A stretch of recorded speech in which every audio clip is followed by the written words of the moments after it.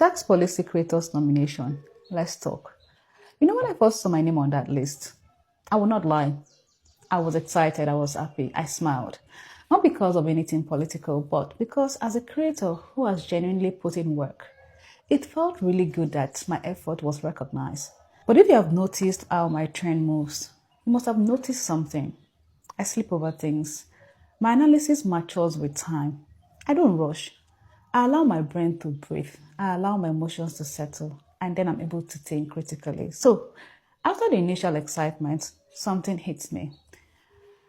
I ask myself, why me? No, why us? Why did the government choose creators who have built credibility?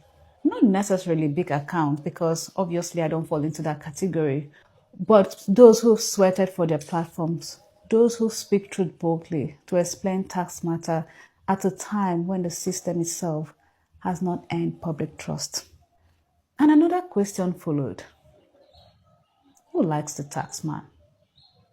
Anywhere in the world, even in countries where things work, nobody likes the tax man. In the UK, people complain.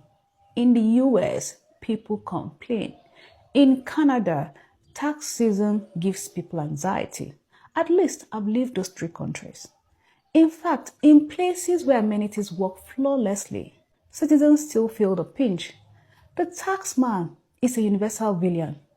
It doesn't matter the country or continent. The moment he appears, people feel something is being taken away from them. And of course, human nature resists anything that reduces our already stretched resources. So even in countries where the roads are smooth, the hospitals function, the government is accountable, citizens still complain about taxes.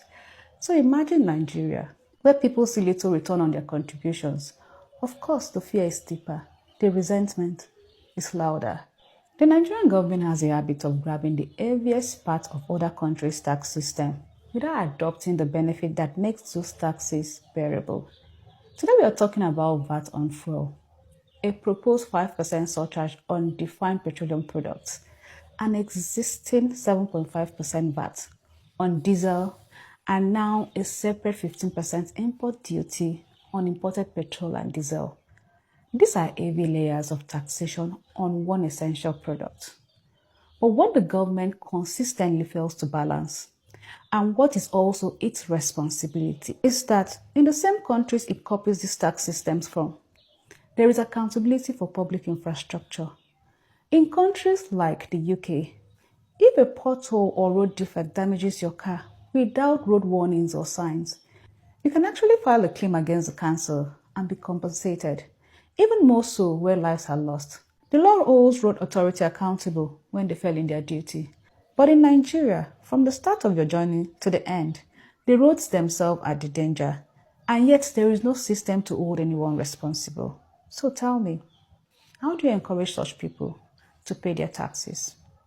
Now, before anybody argues that this is a new law and that this money will be used appropriately, ask yourself, is this the first time the government is collecting road-related taxes?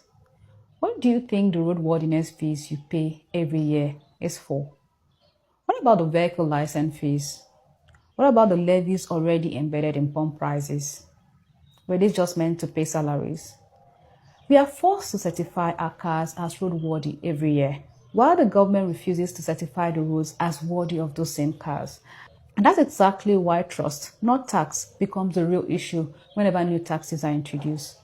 The government has enough resources, enough agencies, enough communication machinery to sensitize Nigerians. What they lack is not the capacity.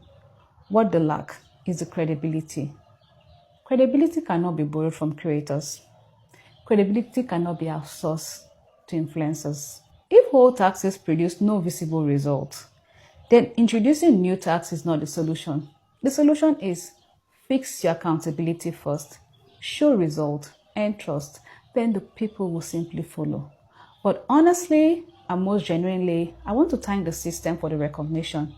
It means my work is being seen. My decision not to accept this is not out of fear of what people will say. Nah. It's simply because I strongly believe the government has not done enough to merit me using my voice as an extension to their message. Until then, new taxes, no matter how well packaged, will remain unworthy. Not because Nigerians hate tax, but because Nigeria has not shown the result that justifies it. It's the truth at the time. Take care and have a nice day.